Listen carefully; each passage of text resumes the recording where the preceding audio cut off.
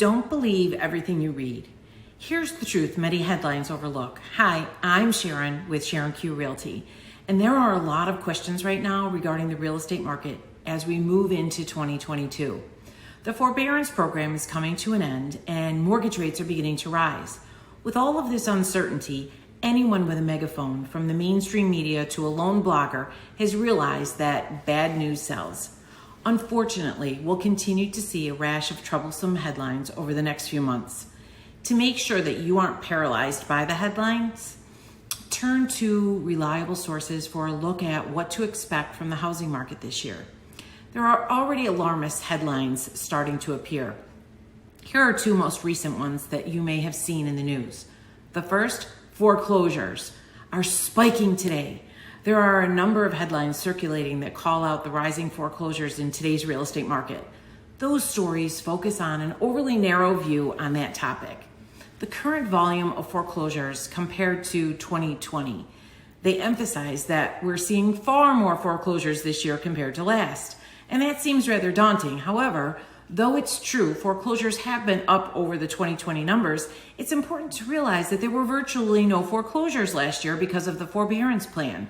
So if we compare to 2019, the last normal year, foreclosures were down 70%.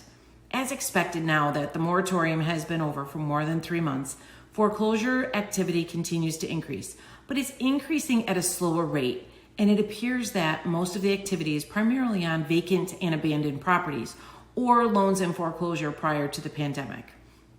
Homeowners who have been impacted by the pandemic are not generally the ones being burdened right now. That's because the forbearance program has worked.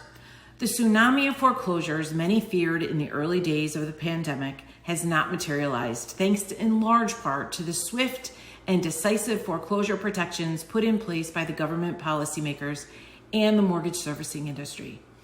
And the government is still making sure homeowners have every opportunity to stay in their homes.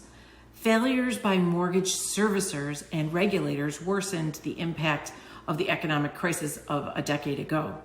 Regulators have learned their lesson, and we will now be scrutinizing servicers to ensure that they're doing all that they can to help homeowners and follow the law.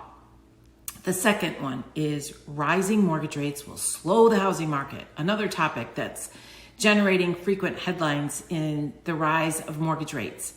Some people are expressing concern that rising rates will negatively impact the housing market by causing home sales to dramatically decline.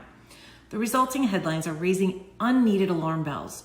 To counteract those headlines, we need to take a look at what history tells us. Looking at data over the last 20 years, there's no evidence that an increase in rates dramatically forces sales to come to a halt, nor does home price appreciation come to a screeching stop. Let's look at home sales first. Don't believe everything you read. The truth many headlines overlook. The last 3 times rates increased, sales remained rather consistent. It's true that sales fell rather dramatically from 2007 through 2010, but mortgage rates were also falling at that time. The next 2 instances showed no meaningful drop in sales. Now, let's take a look at home price appreciation. Don't believe everything you read. The truth many headlines overlook again. We see that a rise in rates didn't cause prices to depreciate. Outside of the years following the crash, prices continue to appreciate, just at a slower rate. So the bottom line is there's a lot of misinformation out there. If you want the best advice on what's happening in the current housing market, let's connect. You know you can always reach me at 585-900-1111 or at sharonq.com. Please like or share this with your friends.